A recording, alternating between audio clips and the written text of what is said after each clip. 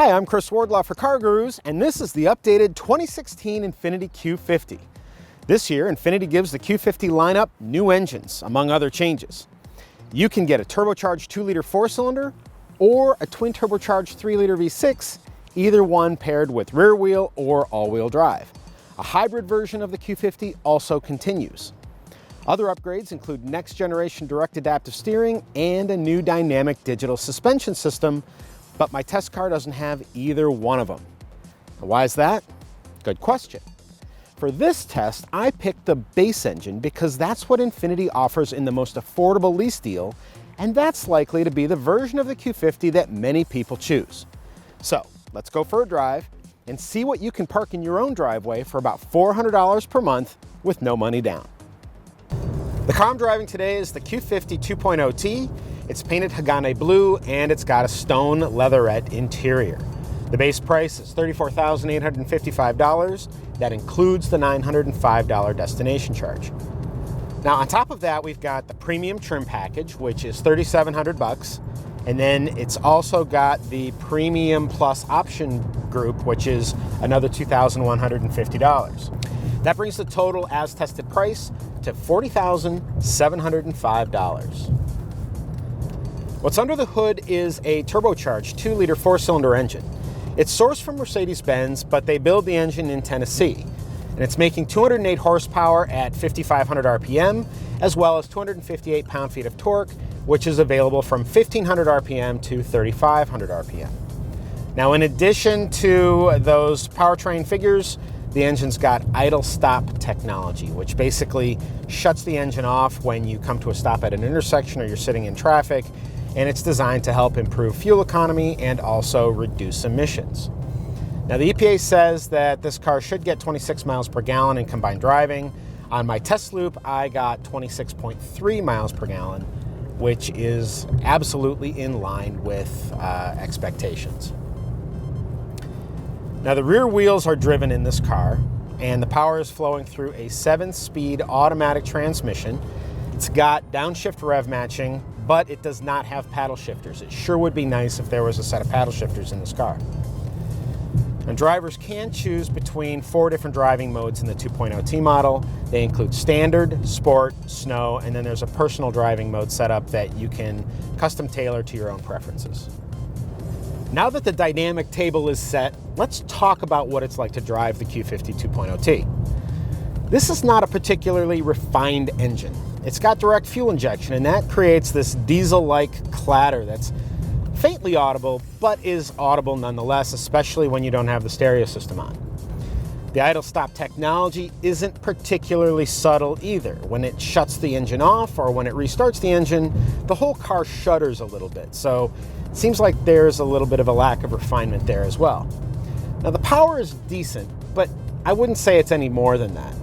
This engine definitely does not exhibit the refinement nor that seemingly limitless feeling of acceleration that's typically provided by a turbocharged 2-liter from Audi or Volkswagen. In addition to new engines, this year Infiniti has reworked the suspension system, and the goal was to improve the handling without negatively impacting the ride quality.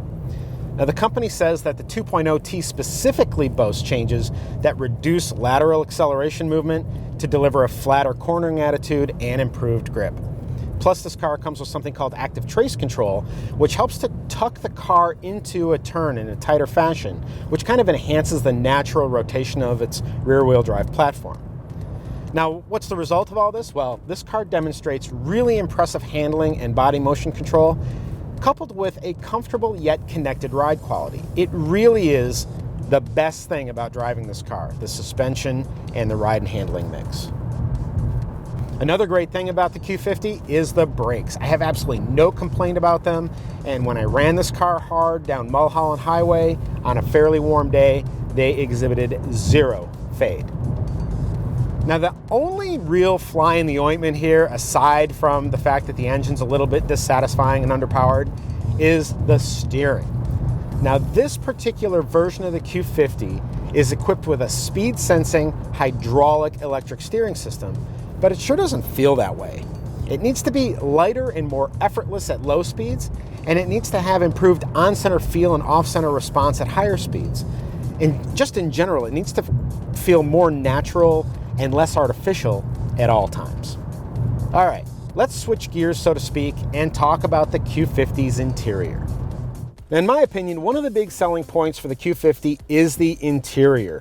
Between the design and the quality of the materials, it definitely conveys an upscale premium ambiance, and I think that people who buy this car will be very satisfied with that. Another thing that I like is that Infiniti can pull off this stone or light gray colored interior without making it look dull and cheap. There's a warmth to it that definitely conveys a sense of luxury. Now, one thing that Infiniti might want to rethink is these light colored carpets. Depending on the climate where you live, these things are going to get trashed really fast. They probably should switch to a black carpet.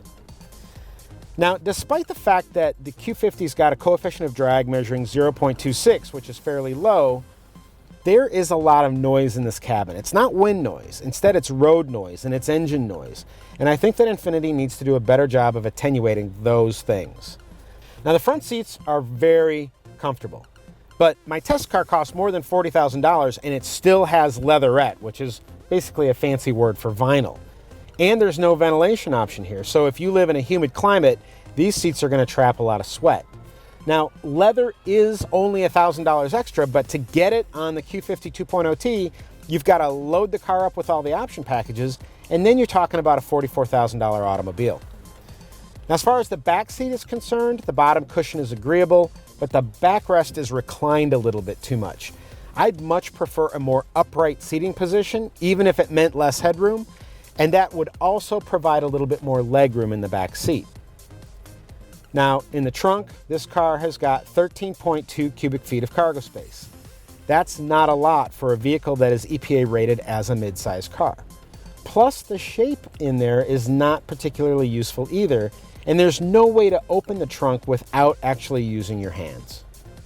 In addition to all the safety features with InTouch services, the Q50 is available with a long list of driver assistance and safety technologies, but my test car's got none of them because they're offered in the optional driver assistance package, and that's missing from this particular example of the Q50.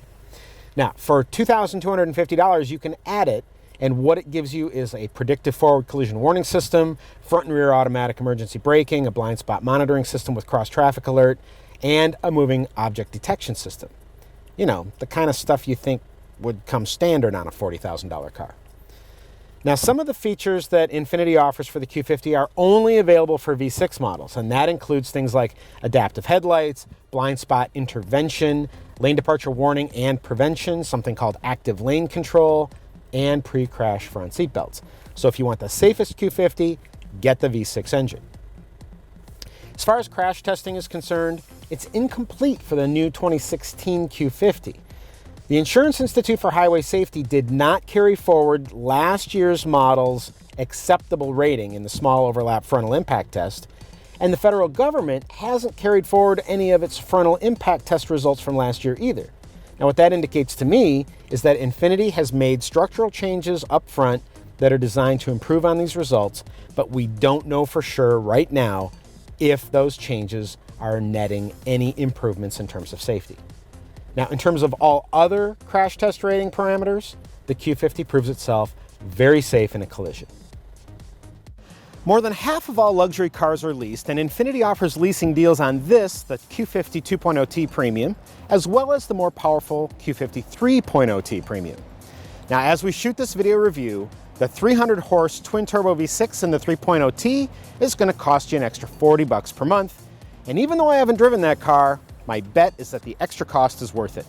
Plus, it comes with a fully electronic steering system that could prove to be better than what's installed in this turbocharged 4-cylinder model. Now, if you decide to save the $40, the Q50 2.0T is a stylishly agreeable mode of transportation in a segment loaded with vehicles that easily meet or exceed that standard.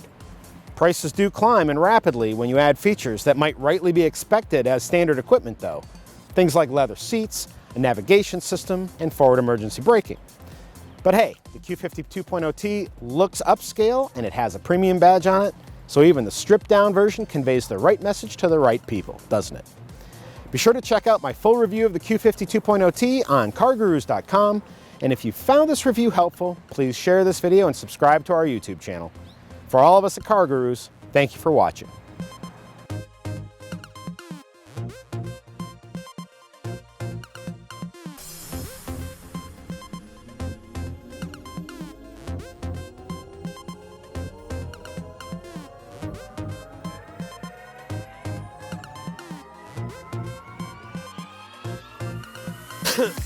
All right, you ready?